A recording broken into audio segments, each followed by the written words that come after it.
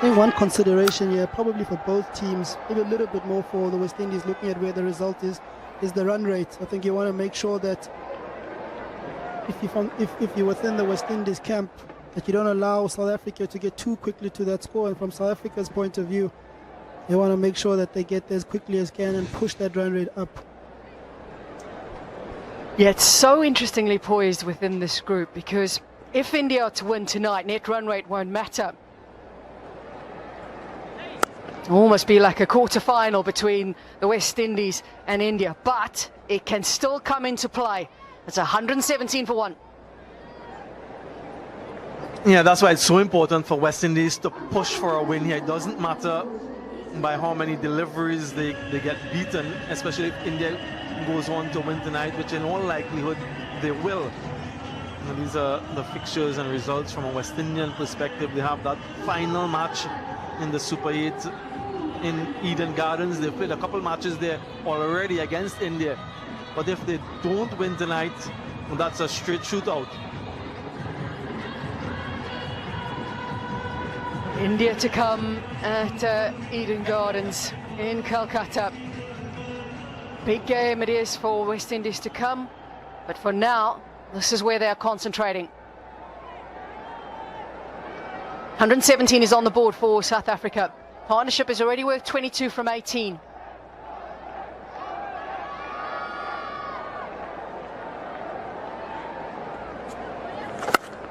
We saw such a difference when the West Indies were batting, where wickets were just tumbling in the beginning. No partnerships to speak of. Their partnership came towards the back end.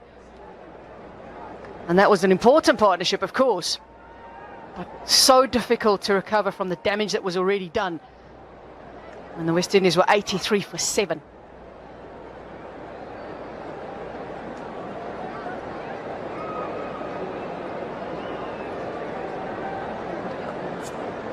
Oh! 14.5 centuries for this man. He's been just wonderful to watch today. Aiden Markram not just leading with the captaincy, but also leading with the bat. South Africa have been phenomenal in the power play, and he's been a big reason towards that. He's up there in terms of the strike rate in the power play as well as the runs, and he looks very, very determined to take his team here all the way. No T20 international hundreds for him. A score of 86. Has at times batted obviously in the middle order for South Africa, which makes a difference. Amazing to think he doesn't have a T20 international 100 to his name.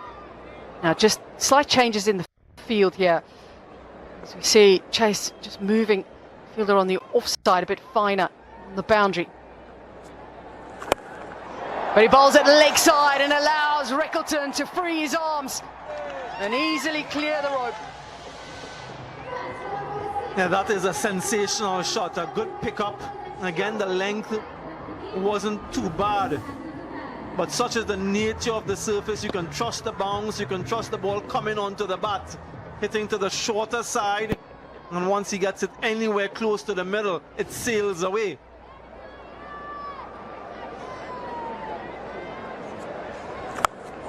Oh, he wanted it again, didn't he? Wanted more of that.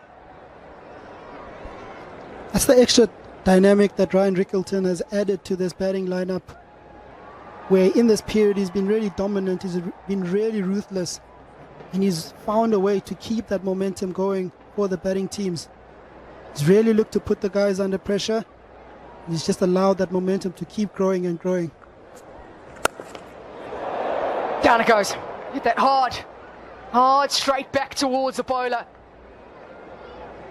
You talk about it being tough off your own bowling, Samuel. They hit that hard.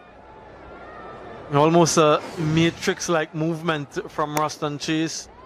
Self-preservation initially, and then stuck that right hand out in hope more than anything else.